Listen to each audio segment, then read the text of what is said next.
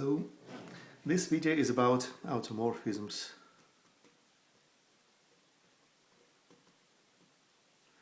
Of the cyclotomic fields.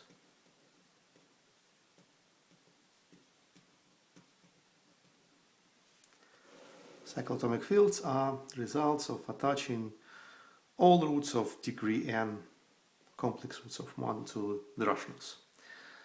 And yeah, this is an alternative notation for the group of them. This is all complex numbers which raised to the power n are equal to 1. And we know that if we just take one of them, say epsilon 1, which is 2 pi I over n, the argument of the argument, then attaching it is as good as attaching all of them, because all of them are powers of this. So that cyclotomic field can be described as a cyclic extension by a single element by this epsilon 1. And as such, we know that this is a quotient of the polynomial ring by the minimal polynomial, which is the cyclotomic polynomial number n. And being cyclic, we can describe the group of symmetries of this.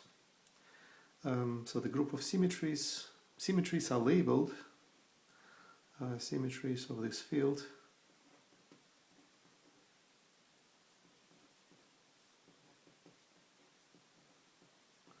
are labeled by what they do to epsilon 1.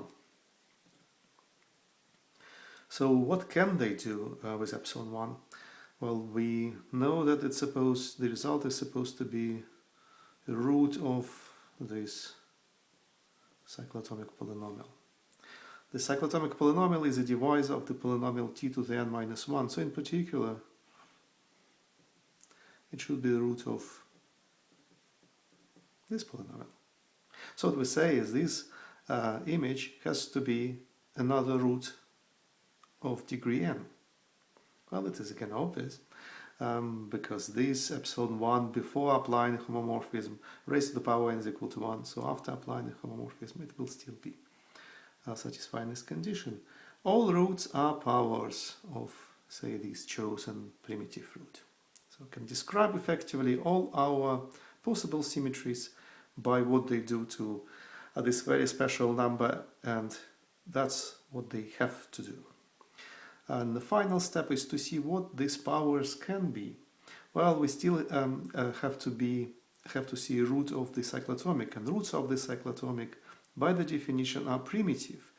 So that power has to be co-prime to n, so that the epsilon 1 to the power is primitive. And so we have a complete description of the symmetry group of the cyclotomic extension as a set. Well, we can label all these homomorphisms, all these automorphisms, by integers mod n, because they're used as powers of the degree n root, and the condition that they truly define an automorphism is that these integers are co-prime to n. So the final computation will be to determine the group structure on this set. Well, namely, what happens when we compose to such. It's supposed to be phi with another label, one of those labels. So what is this label? Well, we know the recipe. To figure out what this label is, we need to apply the automorphism decomposition to our chosen primitive root and see what happens. The power of this primitive root will be the label here. So let's see what happens step by step. First we apply the automorphism with label L. It raises epsilon 1 to the nth power. And then we can use the fact that this is a homomorphism, so we can rewrite it as phi k applied to epsilon 1 all raised to the nth power. And we know the answer for this, and that is epsilon 1 to the power k. And it is all to be raised to the power L.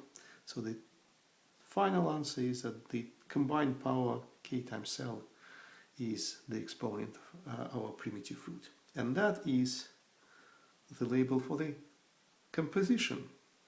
So if we look at the group operation, which is a composition by the definition, in terms of labels, it corresponds to multiplication of integers mod n. So the group structure, this is the passage from labels to automorphisms and back. The group structure can be neatly described as isomorphic to the group of integers mod n, the multiplicative group. So that is the result of this little computation, and that is it. See you later.